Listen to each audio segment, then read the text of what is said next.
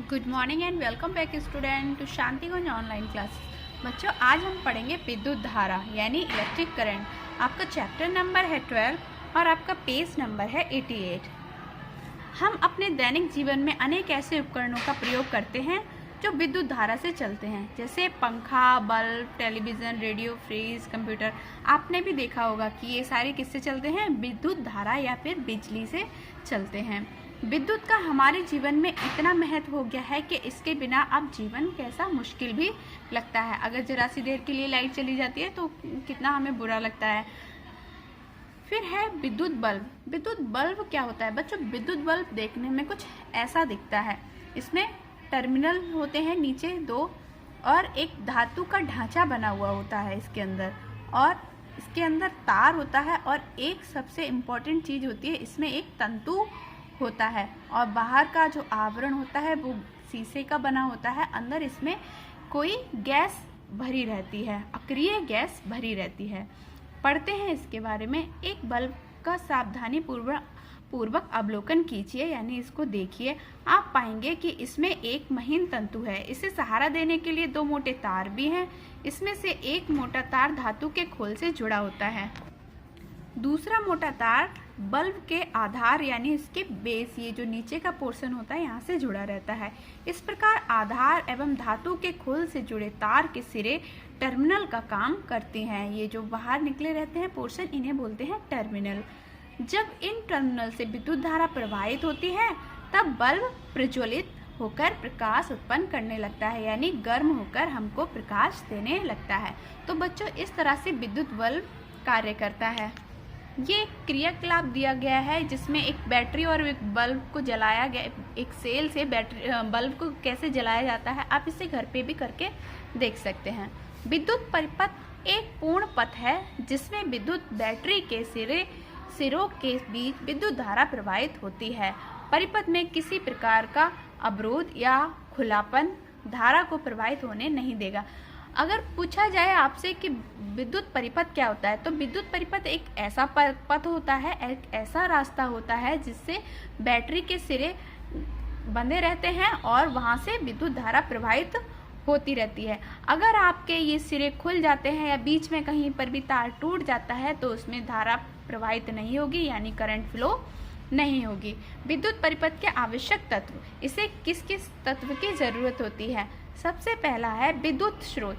विद्युत धारा उत्पन्न करने हेतु हमें विद्युत एक सोर्स की जरूरत होती है, जैसे कि बैटरी वगैरह हमने अगर लगाया तभी तो हमें विद्युत मिलेगी, तभी हमें करंट मिलेगी। फिर है जुड़ने वाली तारें, और उसके अलावा हमें उसे जोड़ने के लिए तारें भी चाहिए होती हैं जिनसे धारा बहती है। कुंजी या स्विच, यानी एक हमें स्विच जो कि चालू या बंद करने के लिए होता है वो चाहिए होता है। और विद्युत उपकरण जिसमें हमें विद्युत फ्लो करानी है, यानी हमें जिससे काम करना है, जैसे कि बल्ब। बच्चों, आपने टॉर्च को तो देखा ही होगा, तो इसमें क्या होता है, एक सेल पड़ा हुआ होता है और एक बल्ब लगा होता है। जब सेल बल्ब के कांटेक्ट में आता है और उसमें से फिर धारा बहने लगती है, जब उसे एक पूर्ण परपथ मिल जाता है तब उसमें से धारा बहने लगती है, और इस तरह से उसका तंतु गर्म होकर हमें प्रकाश देता है। तो आप इसे पढ़िए। फिर है विद्युत सेल। विद्युत सेल क्या होता है? विद्युत सेल विद्युत का एक ऐसा स्रोत है, इसका उपयोग विद्युत से विद्युतीय यंत्र एवं उपकरणों जैसे ट्रांजिस्टर, रेडियो, घड़ी, कैमरा, रिमोट, कैलकुलेटर, खिलौने को चलाने में किया जाता है। ये सेल तो आप सभी ने देखा ही होगा। तो इसका उपयोग आपने देखा होगा, आपके घरों में घड़ी होती है उसमें भी डालकर हम करते हैं। तो ये होता क्या है, ये भी एक विद्युत का क्या है, स्रोत है। इसके द्वारा भी विद्युत उत्पन्न की जाती है। कई उपकरण के आकार, आकृति एवं शक्ति या क्षमता के अनुसार हम कई प्रकार के विद्युत सेलों का प्रयोग करते हैं। जैसे हम घड़ी में तो केवल एक ही सेल लगाते हैं तो भी हमारी घड़ी चलती है, पर अगर हमने टॉर्च में हम 2 सेल लगाते हैं तब उसमें ज़्यादा करंट फ्लो होती है और तब ज़्यादा हमें विद्युत मिलती है, तब हमारी वो बल्ब जलने लगती है, यानी टॉर्च हमारे 2 सेलों से काम करती है। सेलों को एक निश्चित क्रम में व्यवस्थित करके बैटरी का निर्माण करते हैं ताकि उच्च धारा प्राप्त की जा सके, यानी हमें ज़्यादा करंट चाहिए तब हम क्या करेंगे, सेलों को एक व्यवस्थित क्रम, उनका एक क्रम में हम लगाते हैं और तब उसे क्या बनाते हैं, उससे बनती है बैटरी। इस व्यवस्था में एक सेल के धनात्मक टर्मिनल को दूसरे सेल के ऋणात्मक टर्मिनल से तथा दूसरे सेल के धनात्मक टर्मिनल को तीसरे सेल के ऋणात्मक टर्मिनल से जोड़ा जाता है और इसे ज़रूरत के अनुसार बढ़ाया जा सकता है। हमें जितनी विद्युत चाहिए हम उसी हिसाब से उतने सेल लगा सकते हैं। बच्चों, हर बैटरी का यानी हर सेल के 2 टर्मिनल होते हैं। एक जिस पे ये प्लस का निशान बना होता है उसे बोलते हैं धनात्मक सिरा, और जिस पे ये माइनस का साइन बना होता है उसे बोलते हैं ऋणात्मक सिरा। तो जब हमें विद्युत सेलों से बैटरी बनानी होती है तब हम 2 सेल, अगर हम 2 सेल का प्रयोग कर रहे हैं तब हम क्या करेंगे, पहले सेल का धनात्मक सिरा और दूसरे सेल का ऋणात्मक सिरा जब मिला देते हैं तब हमारी बैटरी काम करने लगती है। तो हम इस तरह से सेलों को अरेंज करते हैं और तब जाके इसे बैटरी का नाम देते हैं। खुला एवं बंद परिपथ। किसी परिपथ में अगर स्विच या कुंजी खुली हो या तार कटा हो तो विद्युत का प्रवाह रुक जाता है। इस स्थिति में हम परिपथ को खुला या अपूर्ण परिपथ कहते हैं। यानी अगर धारा पूरी तरह से नहीं बह पा रही है तो इसका मतलब उसे हम ओपन सर्किट या फिर खुला सर्किट कहेंगे। इस प्रकार एक खुले परिपथ में सेल से विद्युत धारा प्रवाहित नहीं होती है। अगर स्विच को बंद कर दिया जाता है तो धारा प्रवाहित होने लगती है। विद्युत धारा के प्रवाह का पता परिपथ में लगे बल्ब के प्रज्वलित होने से चलता है। अगर हमारे परिपथ में बल्ब लगा हुआ है और उसमें धारा बह रही है तो वो बल्ब जलने लगेगा। अगर हमारा कनेक्शन ठीक से नहीं हुआ है तब धारा बह भी रही होगी तब भी हमारा बल्ब नहीं जलेगा। इन पिक्चर की तरफ देखो बच्चों, इसमें एक विद्युत सेल लगा हुआ है और उसमें एक बल्ब लगा हुआ है और इसमें कोई स्विच नहीं लगा हुआ है अब, और ना ही ये पूरी तरह से ये क्लोज भी है, इसमें कोई भी रुकावट नहीं है, कोई तार टूटा हुआ नहीं है। तो इसे हम बोलेंगे पूर्ण सर्किट या फिर क्लोज सर्किट या फिर बंद सर्किट। दूसरा सर्किट देखो, इसमें एक सेल लगा है, एक बल्ब लगा है, पर यहाँ से तार टूटा हुआ है। इसका मतलब ये है ओपन सर्किट या फिर खुला परिपथ।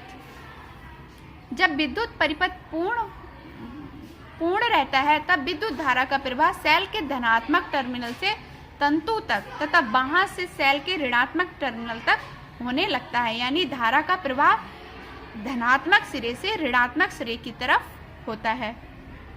विद्युत कुंजी या स्विच, ये क्या होता है बच्चों? विद्युत स्विच या कुंजी एक ऐसी युक्ति होती है, एक ऐसी डिवाइस होती है जिसका उपयोग परिपथ को खोलने या बंद करने के लिए किया जाता है।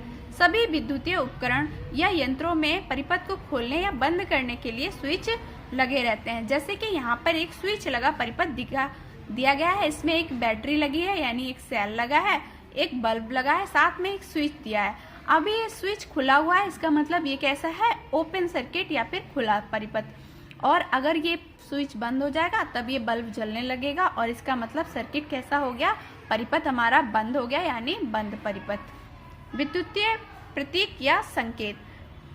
बच्चों, हर चीज विद्युत में कई सारे सिंबल होते हैं या प्रतीक होते हैं। जैसे सेल का सिंबल कुछ इस तरह से होगा, इसमें एक बड़ी रेखा होगी और एक छोटी रेखा होगी।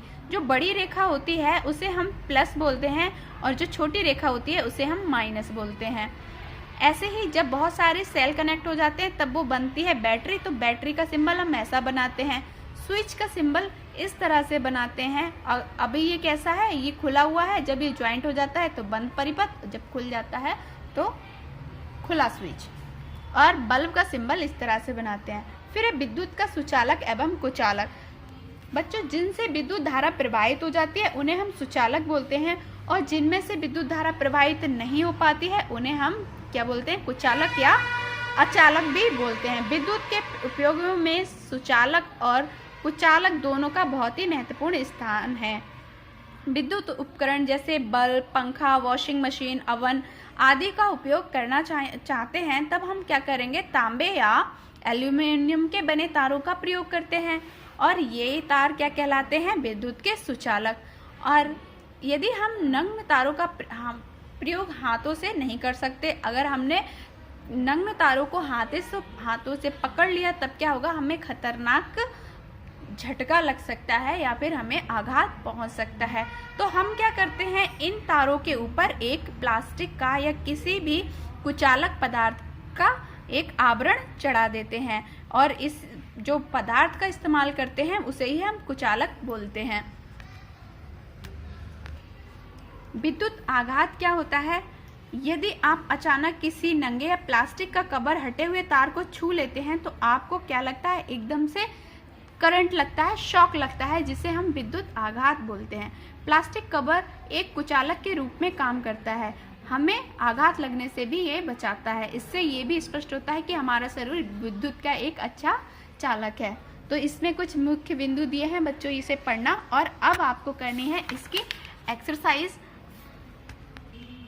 बच्चों इसके रिक्त स्थानों की पूर्ति में आपको ये सब होमवर्क में कंप्लीट करना है। सत्य असत्य पे निशान लगाने हैं, कॉलम का मिलान करना है और एक आरेख भी खींचना है। ये दिया हुआ है, एक स्विच, एक बल्ब तथा एक विद्युत परिपथ का संकेत या फिर प्रतीक बताइए।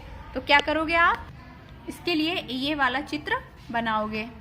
दूसरा है एक विद्युत परिपथ जिसमें बल्ब को जलाने हेतु एक सेल हो किंतु स्विच ना हो। तो इसके लिए आप ये वाला चित्र बनाओगे। अब आते हैं प्रश्न उत्तर पे। पहला प्रश्न है 5 विद्युतीय उपकरण के नाम लिखिए। इसके लिए आप लिखोगे हम अपने दैनिक जीवन में, और ये पूरी 2 लाइन आपको ये यहाँ तक कंप्लीट करनी है। अगला क्वेश्चन है विद्युत सेल क्या है, बैटरी से आप क्या समझते हैं। बच्चों इसके लिए आपको ये यहाँ से लिखना है, विद्युत सेल विद्युत का एक स्रोत है और इसका उपयोग विद्युतीय यंत्रों उपकरणों में किया जाता है। ये पूरा कंप्लीट यहाँ तक करना है।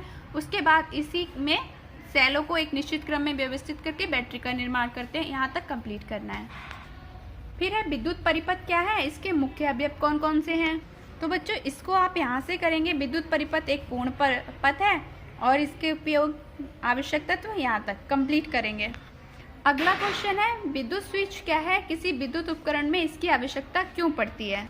तो बच्चों इसके लिए आप यहाँ से लिखेंगे और ये वाला चित्र फिर से इसमें बनाएंगे और ये इसे पूरा करेंगे आप यहाँ से यहाँ तक।